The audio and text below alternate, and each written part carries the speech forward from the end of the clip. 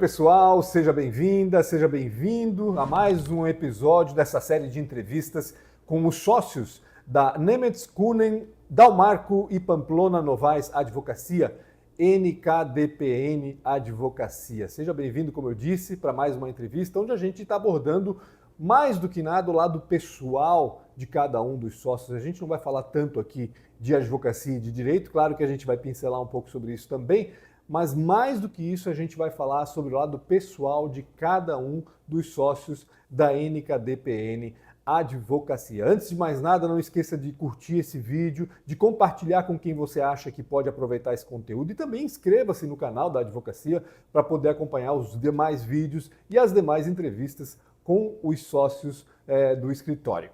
Hoje nós temos aqui uma pessoa de tamanha relevância, vamos dizer assim, não só no meio jurídico, mas também na comunidade como um todo, e justamente nesse papo a gente vai aprofundar um pouco isso, entender por que essa pessoa tem tanta importância na comunidade, como a gente está falando aqui nessa abertura. Hoje nós vamos conversar então com o K da NKDPN, o Dr. Evaristo Kuhnen. Muito obrigado pela sua presença, Dr. Evaristo. Seja bem-vindo a essa série de entrevistas aqui com os seus sócios, né? E com o senhor também. Obrigado. Para mim é uma satisfação muito grande ser conduzido nessa conversa por um jornalista dos quais eu tenho grande admiração e um dos mais destacados da nossa cidade. Opa, fico feliz. Jornalista com qualidade profissional, que faz efetivamente jornalismo, coisa que hoje está faltando muito. Está faltando um pouco, né? Está faltando muito. É muito influenciador e pouco jornalista. Muito pessoas doutrinadas que, ao invés de buscarem os fatos e relatarem com qualidade, buscam emitir seus juízos de valor. Ah, isso acontece bastante. É bom, é importante que a gente saiba separar as coisas, né? Saber quem é que está emitindo juízos de valor e quem está fazendo jornalismo de fato.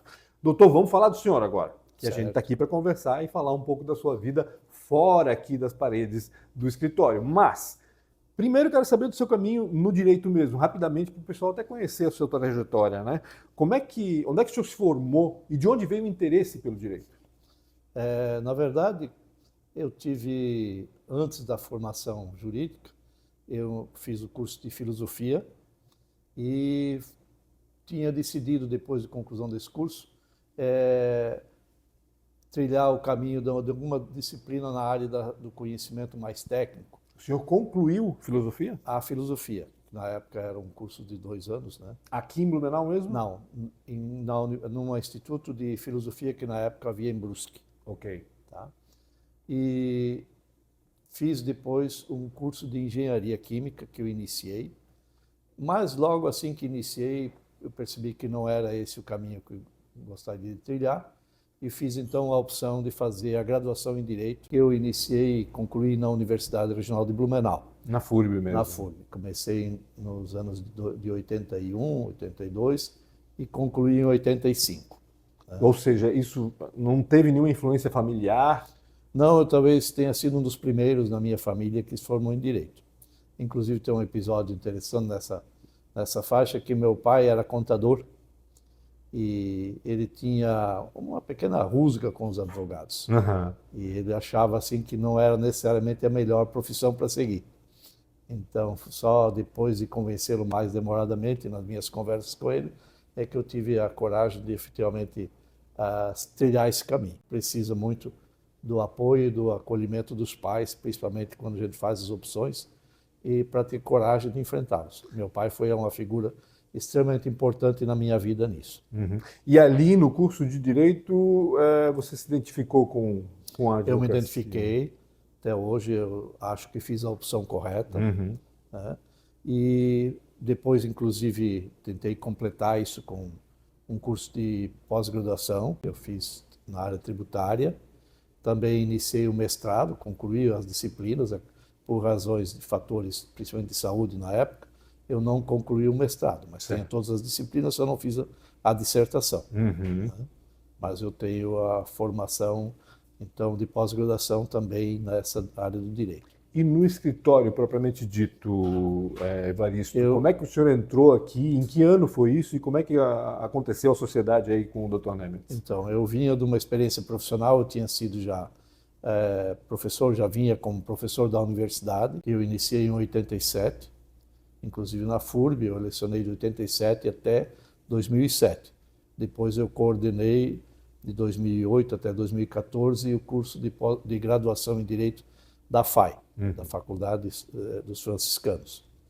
E eu tinha tido, nesse interstício, uma experiência na advocacia empresarial, onde eu fui advogado interno de uma seguradora.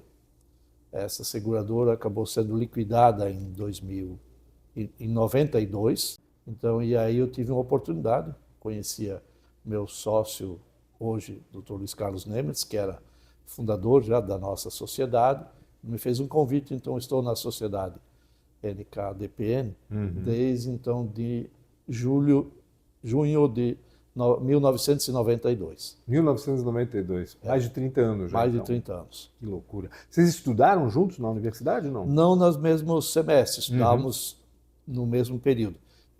O Dr. Luiz Carlos formou-se, se não me falha a memória, em 92, e eu me formei, ou 93, e eu concluí a graduação em 95.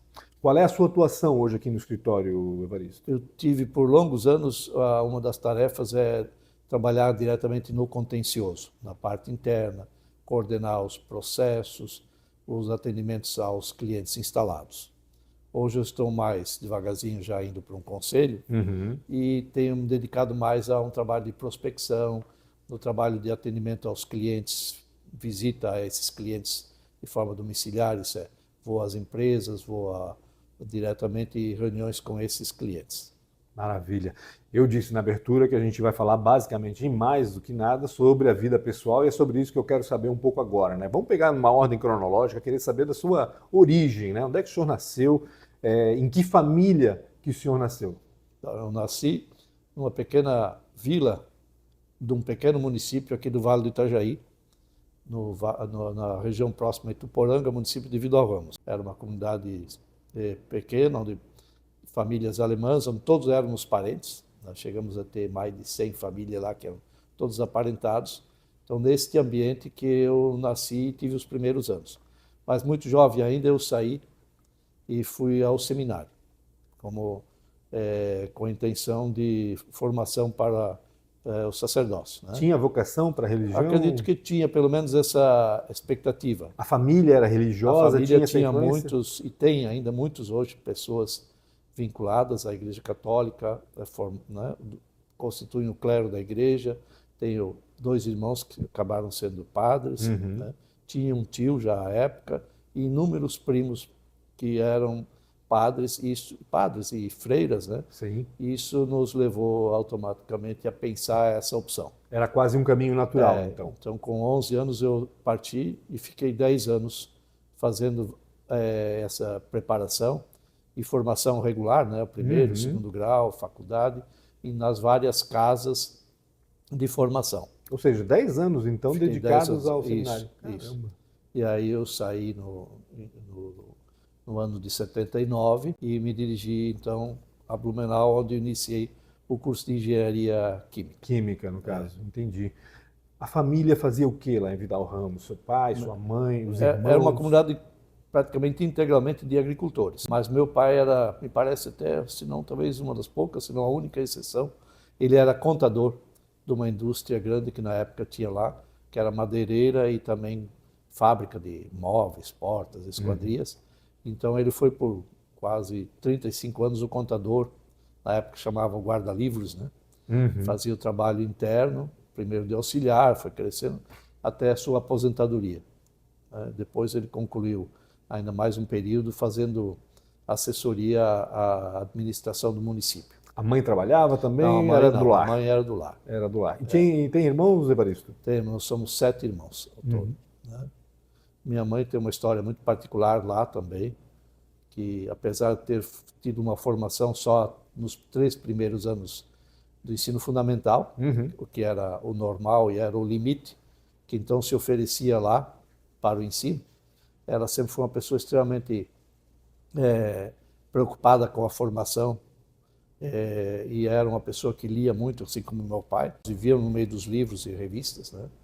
E ela tem uma história muito bonita, porque ela era conselheira de muitas pessoas. Entendi. Então, para todo mundo, ela tinha uma indicação, uma sugestão, principalmente de uma obra bibliográfica. Tanto que a cidade hoje a homenageou com a biblioteca, é o nome dela, apesar dela ter sido uma pessoa de formação mínima, que foram só os primeiros 3 anos do ensino fundamental. Mas tinha essa referência com a comunidade, no caso, E era uma conselheira, uma... Isso mesmo, e sempre muito preocupada em conhecer. Entendi. Né? Isso é um desafio, acho que me levou também a vida inteira a essa percepção da importância do ensino, do conhecer, do estudar, de não limitar o conhecimento a uma área específica, de buscar, de certa forma, um conhecimento universal. Eu até queria acrescentar isso como uma sugestão para, eventualmente, os jovens que nos ouçam, né? Acho que há uma percepção hoje que a transformação do mundo exige conhecimento variado. É muito difícil hoje quem tem apenas um conhecimento de uma área específica enfrentar os desafios da vida moderna. Até porque as profissões tradicionais estão sendo substituídas ou suprimidas, e quem não se adequa a essa realidade de transformação está sujeito a ficar fora do mercado. E aí vem a necessidade de ter um conhecimento mais generalista e mais universal. Então eu queria estimular os jovens, desde logo, a pensar em ter um conhecimento muito além. Amplo, né? Amplo. Quem for, por exemplo, da área específica, que aqui a gente atua do direito, que busque conhecer muito além disso. Conheça a história da humanidade, que busque conhecer a atividade política, que busque conhecer um pouco das ciências, pelo menos algumas áreas, da comunicação, né? E não se limite ao seu campo de profissional específico. Claro. Complementa, né? Tudo vai Isso. complementando, qualquer informação vai complementando e unindo os pontos, vamos dizer assim, né? Evaristo, o seu nome tem relação também com a igreja, né? Ou seja, você teve esses 10 anos aí no seminário, tinha esse histórico familiar já de gente trabalhando, estudando para isso, e o teu nome tem esse vínculo também, né? Na verdade, o meu nome foi uma homenagem dos meus pais a um frei franciscano na época. Meu pai foi estudante franciscano, que foi o seu diretor espiritual, chamava-se Frei Evaristo, e depois veio ser o cardeal Dom Paulo Evaristo Arnes.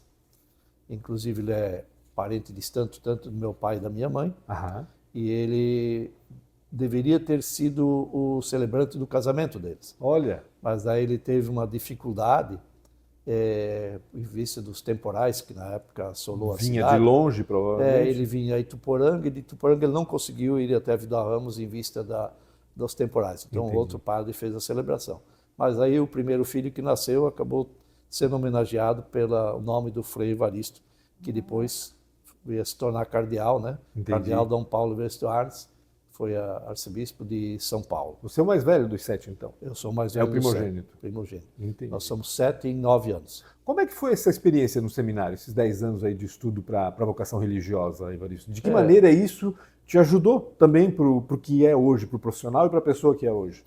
Pessoalmente, aí é uma opinião minha, nem todo mundo pode concordar com ela. A formação que nós tínhamos lá seria o ideal do ensino. Se todo cidadão pudesse ter esse conjunto de conhecimentos e formação que a gente teve lá, a sociedade e o homem seria, acho até bastante diferente. Porque lá se ensinavam as ciências exatas, as ciências humanas, a vivência humana, a convivência, e em todos os sentidos. Por exemplo, lá se fazia música, se fazia teatro, se ensinava as artes da comunicação, se buscava aprofundar na ciência, na matemática, na biologia. Em todos esses caminhos nós tínhamos bons laboratórios, segundo grau, né? Laboratórios excepcionais de química. Nós tínhamos acesso a informações por exemplo, de astronomia amadora. Você podia dedicar-se a vários conhecimentos, coisa que nem sempre o ensino tradicional e comum nas nossas cidades e nosso campo permite. É aquela amplitude que o senhor falou antes, agora, né? Isso. Na prática. Acesso a línguas, estudávamos várias línguas, né? Podíamos ter acesso ao conhecimento, né? A respeito. Professores altamente preparados, a maioria dos meus professores, tanto na graduação quanto no ensino médio e fundamental, eram professores com conhecimento e formação em universidades da Europa. Isso dava uma abrangência muito grande. Então foi um ensino. Hoje esse modelo não tem mais, porque o primeiro e segundo grau não é mais oferecido pelas instituições religiosas. Então, esse modelo se esgotou. Mas quem pôde ter a oportunidade De passar por essa passar por experiência. ela, tenho certeza que a grande maioria só teve ganhos Defende e esse modelo, né? defende esse modelo. Aham. Foi no seminário que começou também a paixão pelo futebol, Evaristo? Eu sei que você tem um pezinho no campo de futebol, vamos dizer assim. Isso Né? Ou não, né? Os dois, né? Isso era uma coisa inerente, né? A atividade no seminário, a atividade física, Aham. era extremamente estimulada. E o futebol, obviamente, era um dos principais deles, deles. né? É. E eu nunca cheguei a ser um excelente profissional de futebol. Meus irmãos eram melhores. Mas eu sempre procurava, pelo menos, ficar na reserva do primeiro time.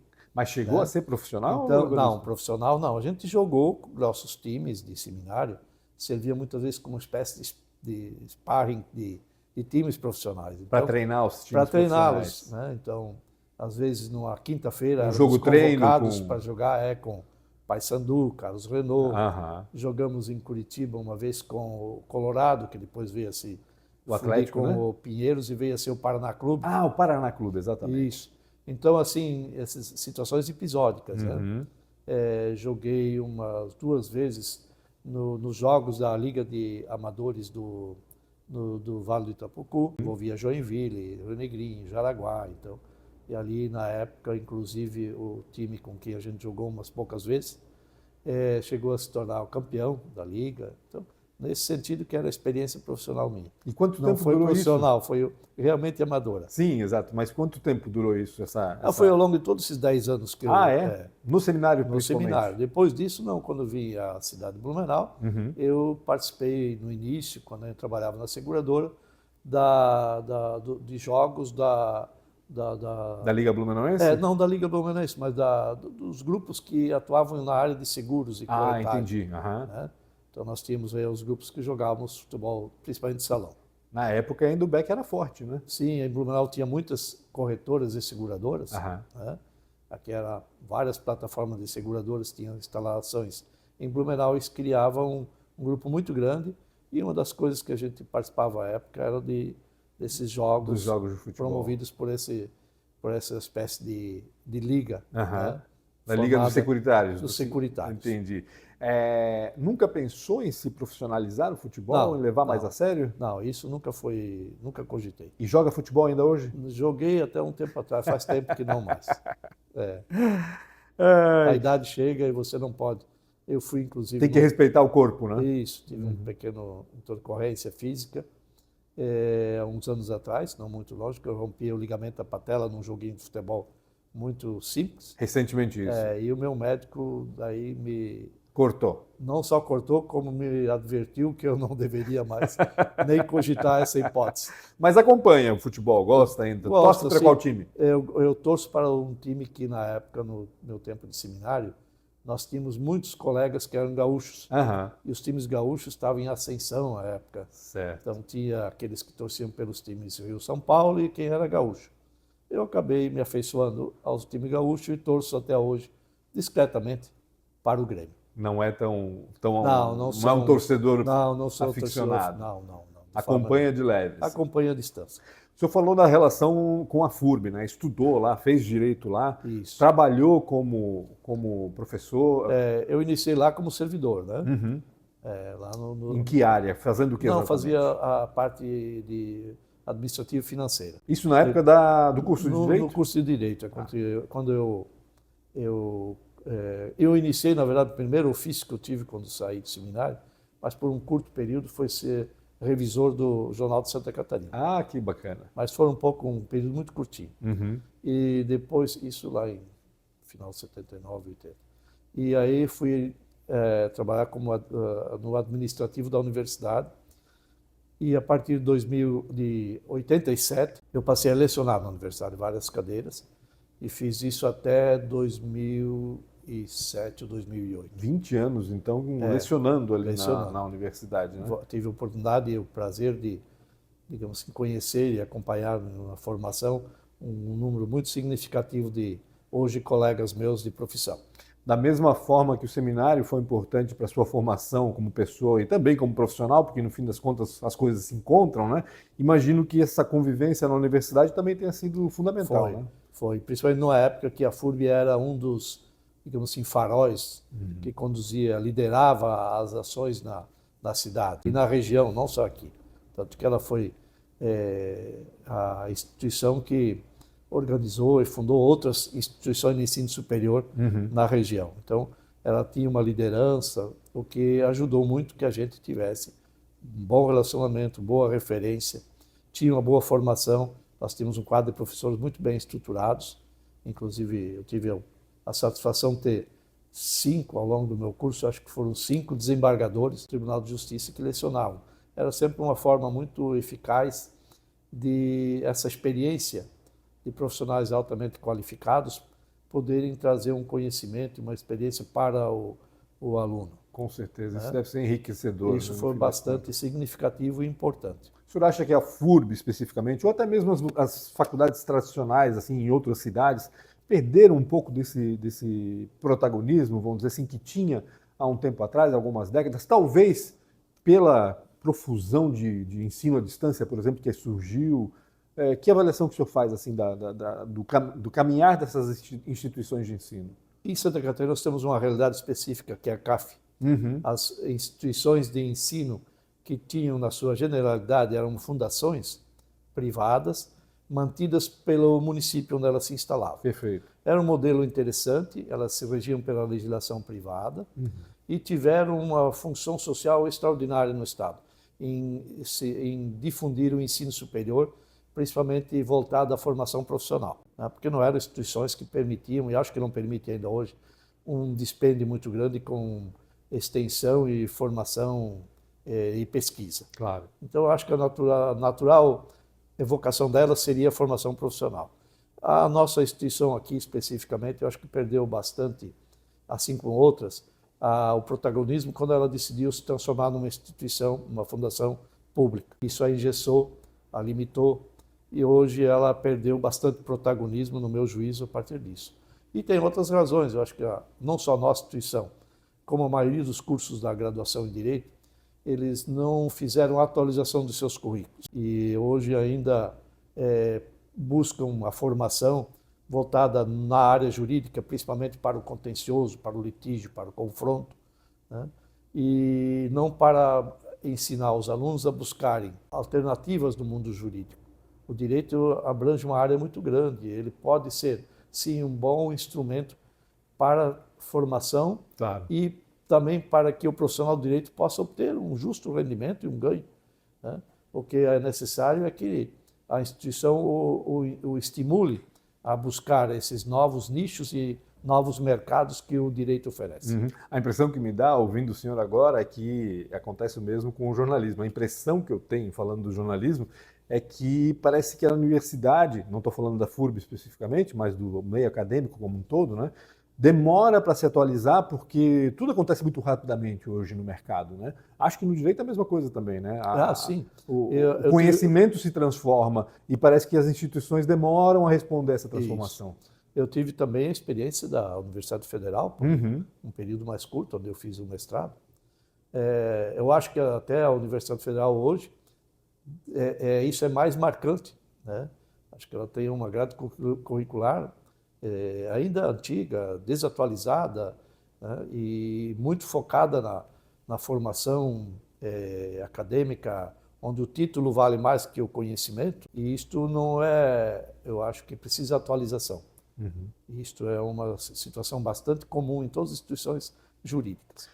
Saindo um pouquinho de direito de novo, voltando um pouquinho mais para o lado pessoal, que é o propósito dessa conversa, embora a gente está falando aí de suas opiniões, o que é importante também, né? São opiniões, quero registrar. Claro, exatamente, exatamente. Eu sei que além da advocacia, o senhor tem outras paixões, e não à toa a gente está aqui na frente do Mapa Mundi, porque eu sei que uma das suas paixões é a geografia e, claro, ligado a tudo isso, a história também, né? O senhor lê bastante, né? Busca conhecimento dessas áreas, né, Evaristo? Eu, na verdade, provavelmente não fosse advogado, eu iria trilhar o caminho da formação acadêmica na área de história, que sempre fui apaixonado por ela. Eu não tenho nenhuma formação técnica específica em história. Eu fiz filosofia, onde o conteúdo de história era um dos conteúdos muito, muito importantes. Mas eu não tenho formação específica em história, mas sempre tive uma grande preocupação e gosto por essa área do conhecimento. De onde que veio isso? Do ambiente que a gente viveu na infância. Meu pai também tinha conhecimento de história, se preocupava com isso. O ensino no seminário estimula muito isso, né, intensamente. E né, eu tenho um irmão formado doutor em História, um dos poucos doutores em História dos primeiros 50 anos da história do Brasil. Né? Então isso permeia toda a nossa vida, desde menino, familiar, depois a formação. Quando eu estudei filosofia, era um dos temas recorrentes.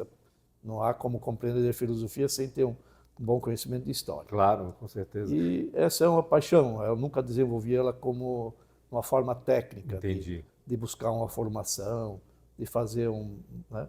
Mas hoje, inclusive, procuro conhecer bastante sobre a própria origem das nossas famílias, né? Que quem não conhece a história não se reconhece. É verdade. Né? E mais que isso, quem não conhece a história tende a repetir os erros já produzidos e cometidos antes.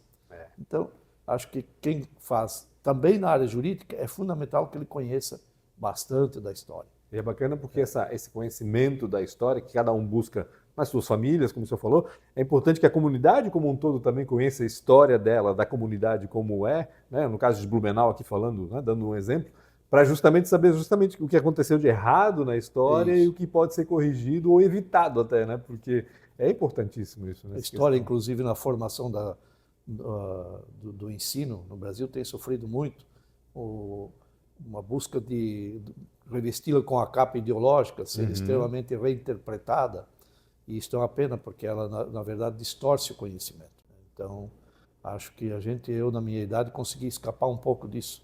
Você falou que o irmão é especialista nos primeiros 50 anos do Brasil, é isso? Os primeiros 50 anos da história do Brasil, quando ainda a história do Brasil, ela basicamente era contada a partir das cartas dos pilotos dos navios que faziam para as Américas, né, na época, as grandes navegações. São poucos os registros. São poucos os registros, as poucas as fontes, né, em uma área muito específica. E quais aspectos da história o senhor tem mais interesse? Assim, por qual aspecto? Assim, as grandes guerras, a história internacional, a história do Brasil? Eu acho que eu tenho uma necessidade de conhecer para poder interpretar a nossa vida atual. Então, nós estamos inseridos num mundo que é dinâmico, claro, e que sofre influências de inúmeras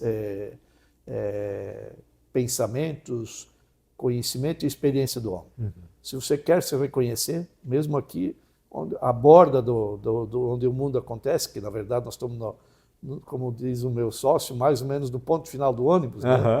Onde nós estamos na América do Sul, que já é um universo distante do centro, onde acontece a política, onde acontece o conhecimento, o desenvolvimento do conhecimento da ciência. Mesmo assim, nós temos protagonismo e sofremos consequências do protagonismo das outras áreas. Para se conhecer, é importante conhecer, claro, nossa história é vinculada eminentemente à história da Europa. Não se deve conhecer a história da Europa. Mas nós temos uma história própria também, a história do Brasil. E nós aqui inseridos no sul do Brasil temos uma história muito própria e pessoal, que eu acho muito bonita, e que ela é extremamente relegada a um segundo plano, que são a formação nossa, de cada comunidade. Nós somos formado de uma miríade de pequenas ilhas que se organizaram de forma bastante espontânea, longe inclusive do controle estatal, e que cada uma criou elementos culturais muito valiosos que a gente precisa resgatar, respeitar e conhecer. A maioria dos nossos jovens não conhece.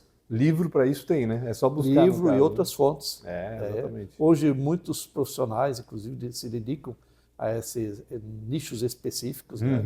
Para buscar resgatar o conhecimento. Exatamente. Não, acho importantíssimo. E isso está disponível aqui nas bibliotecas. É só ir atrás, né, que a gente consegue esses livros que contam a história da nossa região, do nosso estado, enfim, da região sul do país, por que não? Porque na escola, de fato, a gente conhece muito do centro, do sudeste, do nordeste, e pouco se fala da nossa região propriamente dita, né? Eu tive, assim, um dos aspectos que eu, eventualmente, não é uma coisa constante, que eu me dedico, é a genealogia também. E aí você vê como a história às vezes ela é ou perdida ou mal contada. A minha história familiar, nós éramos todos alemães, de origem alemã. Realmente éramos de origem alemã, Claro. porque na época a palavra a correta nem seria alemã, seria de germânica, né? Porque a época em que os nossos antepassados partiram da Europa, a região por eles moravam, em grande parte, hoje é território do Estado alemão. Certo. O Estado alemão foi constituído 30, 40, 50 anos depois que eles vieram. Aí, nos meus estudos agora, eu descubro com surpresa que na minha ancestralidade eu tenho pelo menos 6 ancestrais luxemburgueses. Mas é óbvio que eles eram germânicos, falavam a língua alemã, na verdade eram vizinhos. Né? A comunidade onde veio o meu primeiro antepassado Kunan fica a menos de 15 quilômetros da fronteira do Luxemburgo, então aquilo era uma realidade única. Entendi. Mas é interessante que eram fatos que a gente não conhecia. Claro, e vai descobrindo aos poucos.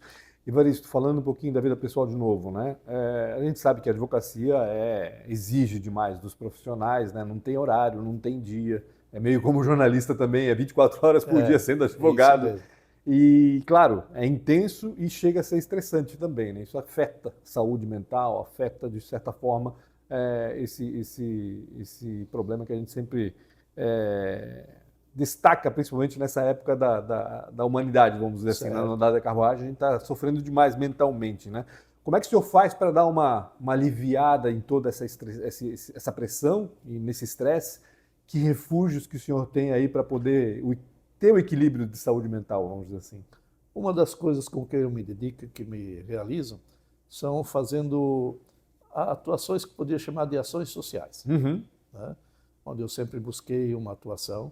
E eu destaquei no início da entrevista, né, disse por quê, né, que tinha importância comunitária. Né? Às vezes me consome também, acaba acumulando. Acaba estressando também, de certa forma, isso, né? Então, por exemplo, da minha, assim, digamos, gosto pela história, acabei participando de um projeto que na época, inclusive, foi meu sócio, o Dr. Luiz Carlos Nemes, os principais fundadores, que é o Instituto Histórico de Blumenau. O Instituto Histórico, o IHB, né? IHB, que foi criado na época, ele foi o principal mentor dessa ideia, foi o que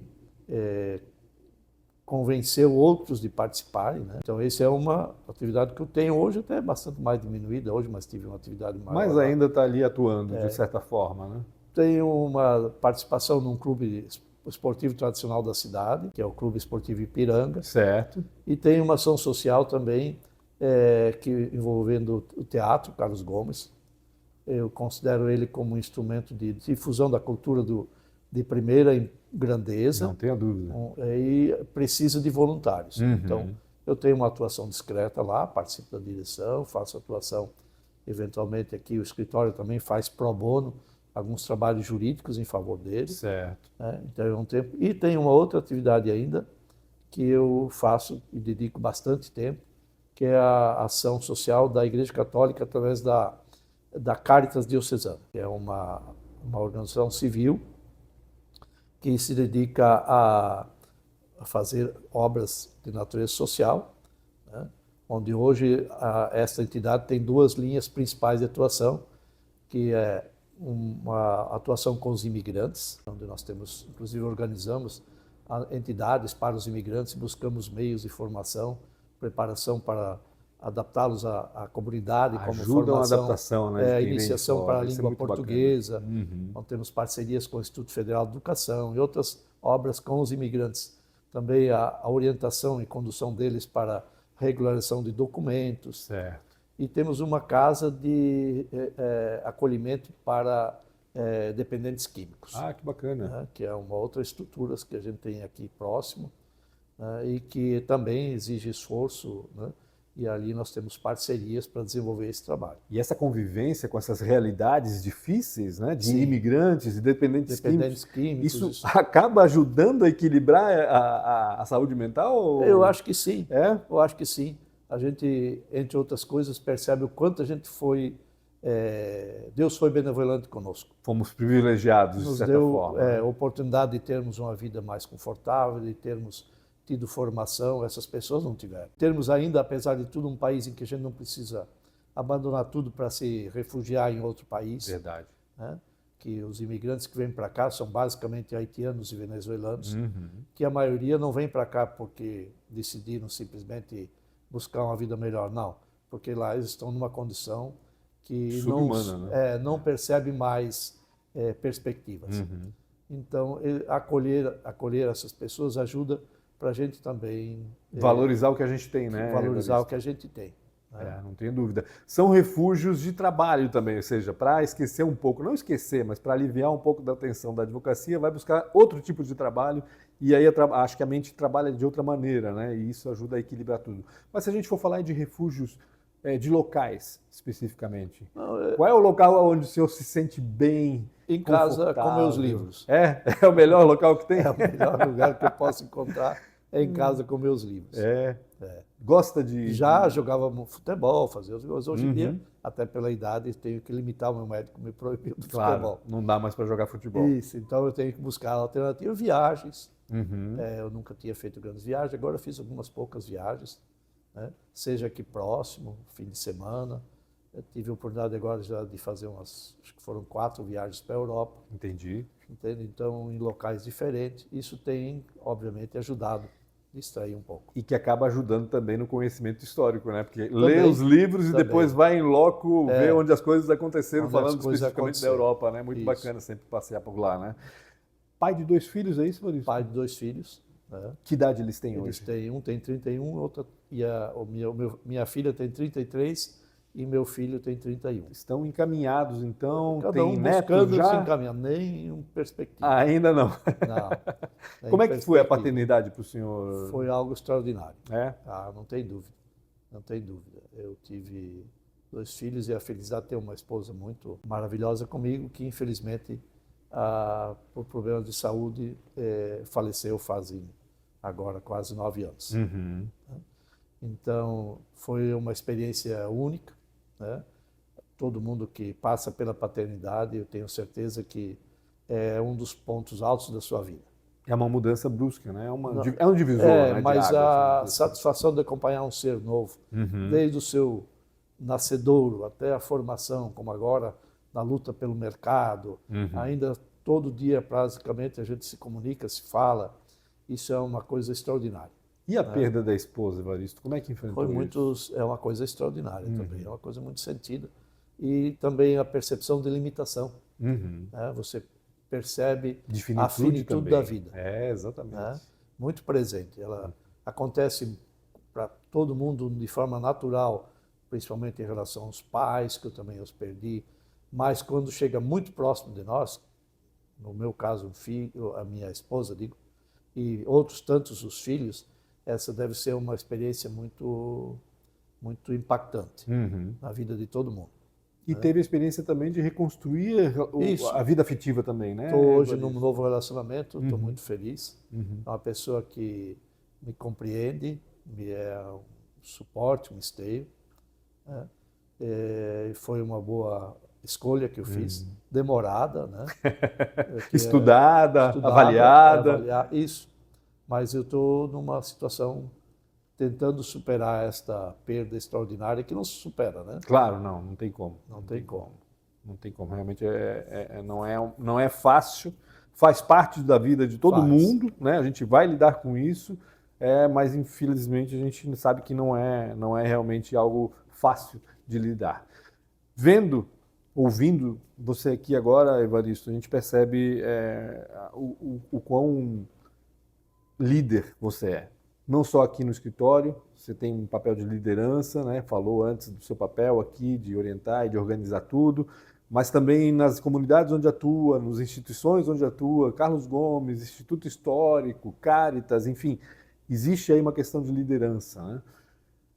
O senhor sempre se identificou como líder? O senhor trabalhou para isso de alguma forma? O mestrado ajudou isso de alguma maneira? Eu nunca me reconheci como líder, não.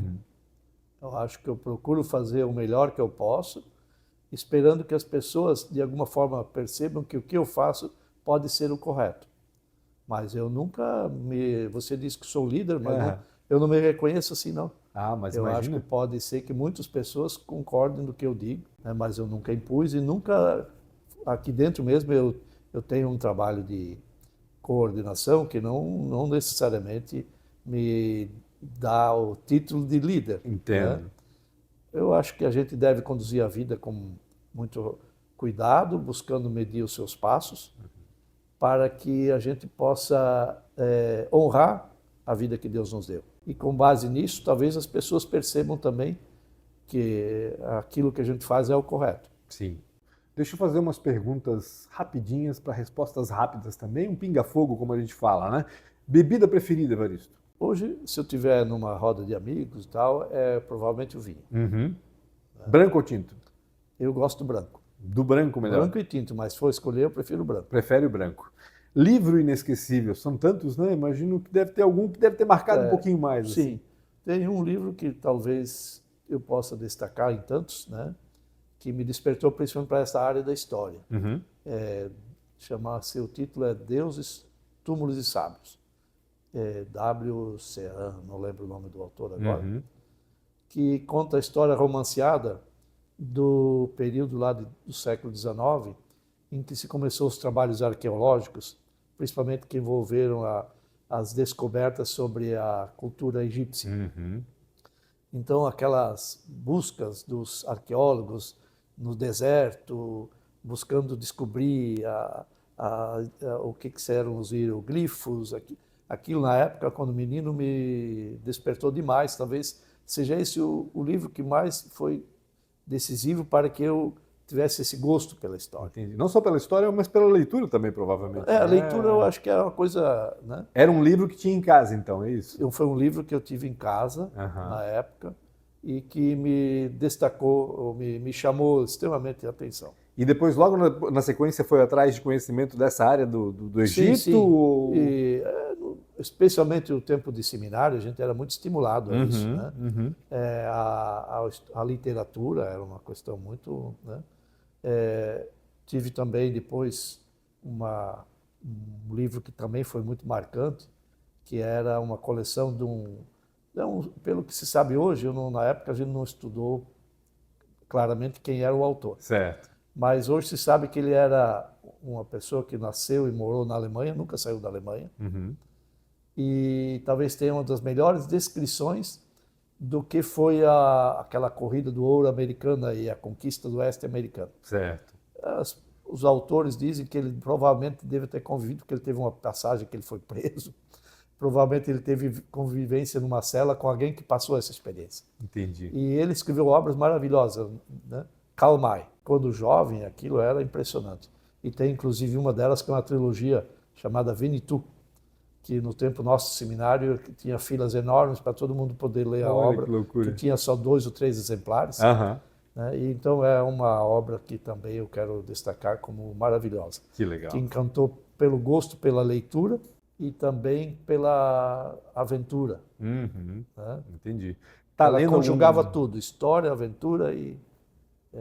né? Entendi. O senhor está lendo algum livro agora, nesse momento? Nesse momento, eu sempre tenho 3 ou 4. 3 ou 4? Eu tiro conforme o gosto do dia, vou num ou vou no outro. Entendi. Né? Um deles, agora, eu esqueci o nome do autor, ele descreve como se deu o desfecho da Primeira Guerra. Entendi. Né? De história, né? Sempre de história. Esse é uma história, ele é diferente dos autores em geral que contam história de guerra, porque ele conta só os grandes feitos. Claro. E esse é diferente. Ele, assim como ele conta um evento importante da Primeira Guerra, ele descreve o que o namorado lá que morava na Áustria escreveu para a sua namorada que morava na Alemanha ou na França. O impacto dos atos da guerra na vida das pessoas. Na vida do cotidiano. Entendi, bacana. Ele é um dos maiores historiadores, faleceu agora há pouco, dentro da historiografia das guerras. Porque é bem isso, né? A gente lê muito sobre o que aconteceu na guerra, mas não sobre o que aconteceu com as pessoas que sofreram. E é um livro que eu queria indicar muito, porque ele foi muito impactante. Por quê? Ele descreve isso. Nunca antes, talvez, a humanidade esteve num momento tão de pujança na cultura, na arte, nas ciências, tudo mais, que foi às vésperas da Primeira Guerra Mundial. Certo. Tá? Os centro do saber era Viena, com cultura dos principais luminares do pensamento era Viena, a cultura da música, a ciência, a psiquiatria, tudo começava a surgir lá. Se desenvolvia demais, né? E estava um momento único, onde se podia sair de Londres num trem e ir à Turquia, onde as pessoas começavam a viajar, tinha navios para viajar e tudo. E de repente acontece uma desgraça, que é um episódio em que a Áustria decide penalizar os sérvios, e ela desencadeia um momento tão triste da história da humanidade, que foi a Primeira Guerra, que na verdade foi um massacre. E que até hoje se pergunta como é aquele povo que era, digamos assim, os luminares do conhecimento humano, que era o povo da Europa de então, conseguiram ser tão selvagens, se massacrando daquele jeito. Complicado mesmo. Então, Vamos voltar para o nosso pinga-fogo aqui rapidinho. Praia ou campo? Prefere o quê? Hoje, eu tive anos, a praia para mim era um local fundamental. Hoje não, hoje prefiro casa. É? Qual praia frequentava, Evaristo? Por muitos anos eu tive a Praia da Armação e também por uns 14, 15 anos a Balneário Camboriú. Balneário Camboriú e Praia da Armação ali em Penha. Ambas foram experiências muito boas, mas do seu tempo. Comida favorita? É massa. Massa? Massa. Pasta? É um alemão de alma italiana, de estômago italiano? Coisa que tiver massa é comigo. Mas gosta de Spätzle também, que é a massa do alemão? Opa! Mas é massa, que vier. Estilo de música? Eu sou bastante eclético, mas eu gosto bastante de música clássica, músicas de nichos específicos, né? Música, por exemplo, do country, soul. Eu tive épocas que eu gostava muito da música do fado português. Olha! Então, quando estou em casa nos meus livros, ou no meu lazer, eu tenho a colocar tendência uma música diferente. Ah, bacana. Para conhecer também. Para conhecer. Entendi. Eu sou muito curioso na música. Um filme marcante, Evaristo? Doutor Zhivago. Acho que ele, além de ser histórico, ser profundamente humano, porque ele descreve as mazelas humanas, né? É um livro uma obra muito bem feita. Não sei se chegaste a assistir alguma vez. Faz tempo. Tem que rever. Talvez minha memória é péssima para... Os que mais marcou na minha história, Dr. Zhivago. E uma viagem inesquecível? O senhor falou aí que tem viajado bastante, enfim. Qual viagem mais marcou assim até agora? Eu tive a primeira experiência minha de visitar a Alemanha, em 2007, onde eu fui até numa feira, que na época iniciávamos aqui no escritório um trabalho de desenvolver atividades na área de concreto de carbono. Entendi. E teve um evento grande lá que foi patrocinado pela Fiesc, à época, e aí eu participei desse evento. Para mim foi uma experiência muito interessante, porque eu acho que eu tive a oportunidade de conhecer um pouco da Alemanha antes dela se transformar. Já tinha acontecido a queda do Muro de Berlim. Sim. Ela estava numa fase nova, a Alemanha crescia. E diferente de agora, onde eu acho que ela ficou muito descaracterizada. Né? Eu tive agora a oportunidade, ano passado, fazer uma viagem à Alemanha com o intuito de resgatar um pouco a história pessoal da minha família, de onde vieram e tal. Mas foi bastante dramático, que eu não me reconheci lá. Entendi. Principalmente porque você hoje, como turista, viaja na Alemanha, você não fala com alemães. Né? Fala com tudo que é gente de qualquer lugar do mundo, menos alemães. E aí você não consegue fazer aquilo que eu queria, que era o resgate. Entendi. Mas foi atrás da história da família. Encontrei, inclusive. É importante também a gente fazer isso. Hoje ainda na Alemanha tem a casa, por incrível que pareça, eles preservam, né? A casa que o meu antepassado veio para cá em 1828. Imagina, uma casa de 200 anos praticamente. Vários dos meus antepassados estão nas primeiras levas, ou primeira leva de imigrantes para Santa Catarina. Olha só. Em 1828, os primeiros navios que vêm para cá. E a casa de onde eles partiram, a família Kuhn, na Alemanha, ainda existe, ainda é habitada, mantida, na cidade onde eles vieram. Ou seja, os antepassados chegaram ali provavelmente em São João de Alcântara também, ali perto? Na verdade, eles foram, num primeiro momento, levados ao sul da ilha de Florianópolis, para a Praia da Armação da Piedade, Olha. até que se estruturou um mínimo para eles poderem ir para aquilo que foi a primeira colônia São Pedro de Alcântara, que na época... São Pedro de Alcântara, São exatamente. Pedro de Alcântara. Eu falei São João, São Pedro de Alcântara, isso aí. Que era justamente o caminho de então, que a ideia era que esses colonos eles ocupassem aquilo que a estrada que ligava a Florianópolis a Lages, que eram as duas principais cidades na época do Estado. Então era para fazer o caminho desse trajeto, né? Maravilha. Evaristo, a gente passa por um momento transformador, né? E numa velocidade gigantesca. A tecnologia veio com tudo. A inteligência artificial, só se fala disso ultimamente, em todos os ofícios, né? A gente fala muito da inteligência artificial, do medo, do temor de substituir profissões, mas também da importância que tem para acelerar tudo e tornar tudo mais fácil e mais dinâmico, né? De que maneira que você lida com a tecnologia, tanto no trabalho quanto na vida pessoal? Como é que isso entra no seu dia a dia? Bom, eu domino as principais mídias, né? Tenho um conhecimento raso, obviamente, né? Mas eu tenho minhas mídias sociais, que eu me comunico com tanto. Vejo que é um universo fantástico de conhecimento, né? É muito bom para isso. Se eu tivesse meus 18 anos com a tecnologia Imagina. que tem hoje e com os meus desejos de conhecimento, eu estaria, acho que, num nível muito superior ao que eu tenho hoje com a minha idade, se eu tivesse tido a experiência de usar esses meios, essas ferramentas e esse conteúdo. Exato. Porque hoje você tem acesso a informações fantásticas que você não tinha. Onde você, para comprar um livro, era caro, distante, levava tempo, né?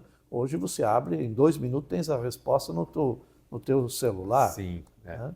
Então, acho que, nesse sentido, o conhecimento ganhou muito, né? A difusão do conhecimento. Acho, do outro lado, que essa profusão de informação pode levar muito facilmente à dispersão, em que você não aproveita o conteúdo, porque o número de informação é muito alto, e você não consegue assimilá-lo para formar um conhecimento, uma experiência, né?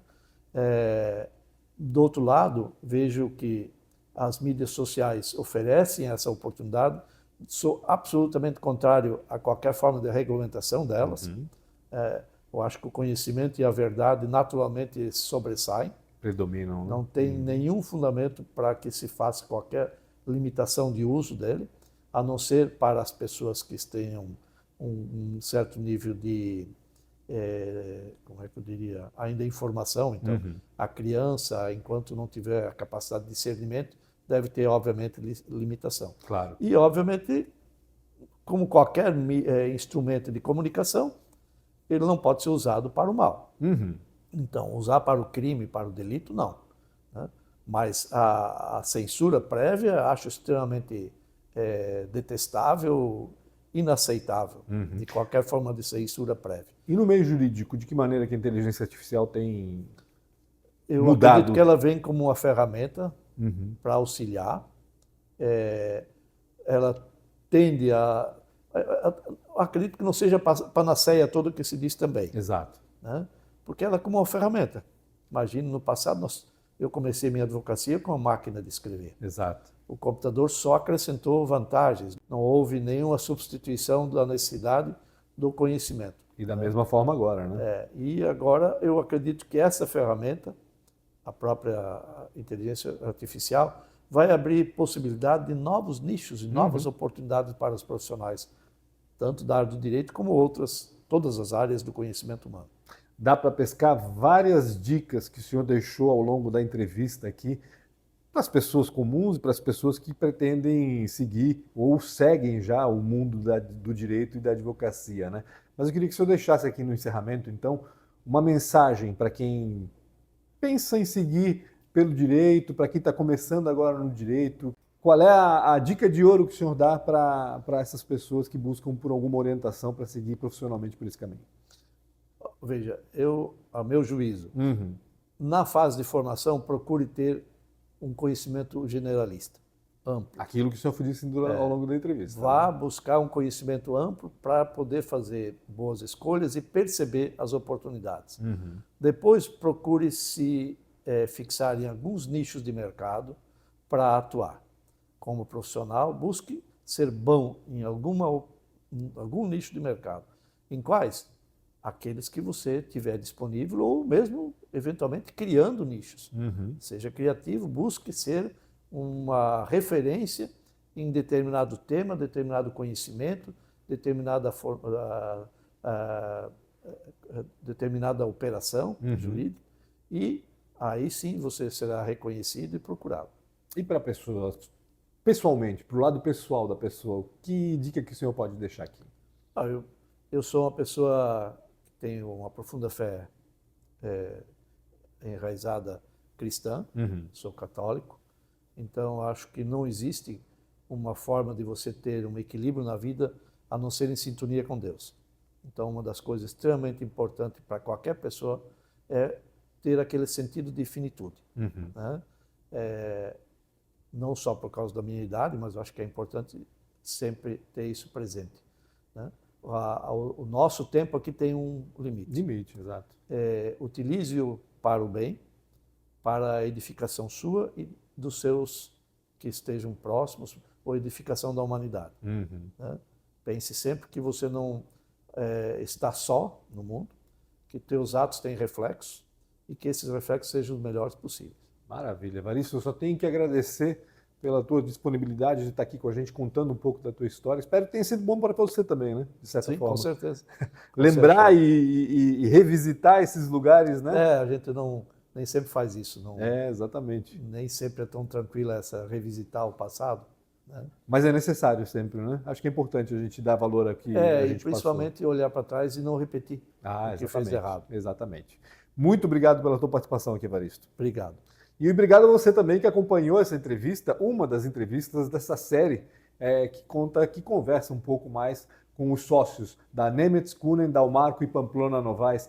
A advocacia, a gente fala aqui do lado mais pessoal de cada um dos sócios, e espero que você acompanhe todas as entrevistas que estão aqui no canal. Aliás, dá um like nesse vídeo, compartilha com quem você acha que pode aproveitar esse conteúdo e inscreva-se no canal da NKDPN Advocacia aqui no YouTube também, tá bom? Um grande abraço a todos e até mais.